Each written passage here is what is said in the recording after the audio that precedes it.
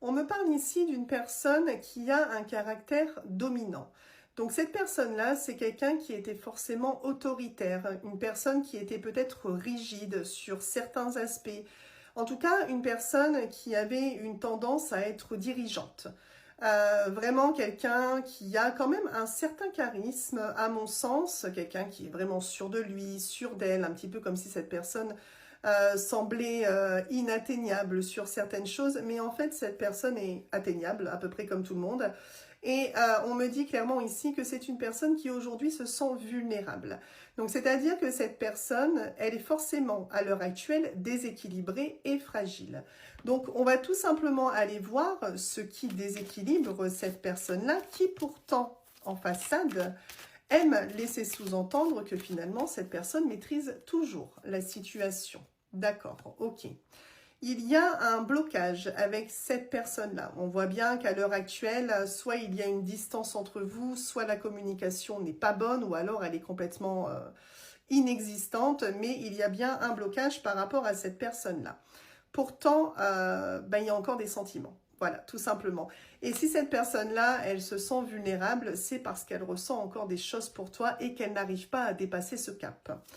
Ok, oui, tu vois, on me dit que malgré la situation, c'est une personne qui te reste loyale.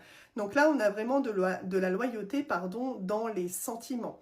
C'est-à-dire que même si cette personne peut laisser voir, laisser sous-entendre qu'elle vit sa meilleure vie, que tout va bien pour lui ou pour elle, encore une fois, c'est vraiment pour se protéger et pour toujours être dans le fait de contrôler les choses. Mais il n'en empêche pas moins que cette personne est toujours touchée par toi. Hein. Ok, bon, il y a un petit peu plus d'harmonie qui arrive avec cette personne.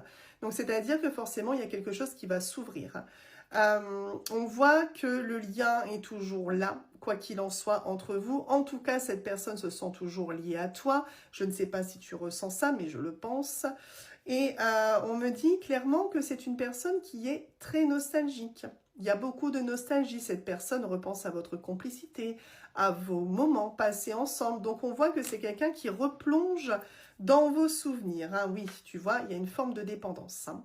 Il y a une forme de dépendance affective et ça, c'est une personne qui n'aime pas faire voir qu'elle est dépendante. Et c'est pour ça qu'elle préfère fuir finalement et faire comme si tout allait bien. Mais malgré tout ça, cette personne ne va pas résister à prendre de tes nouvelles. Alors, évidemment, dans ces nouvelles-là, moi, je ressens une personne qui est déjà autoritaire et qui me semble également être orgueilleuse. Donc, j'ai vraiment l'impression que cette personne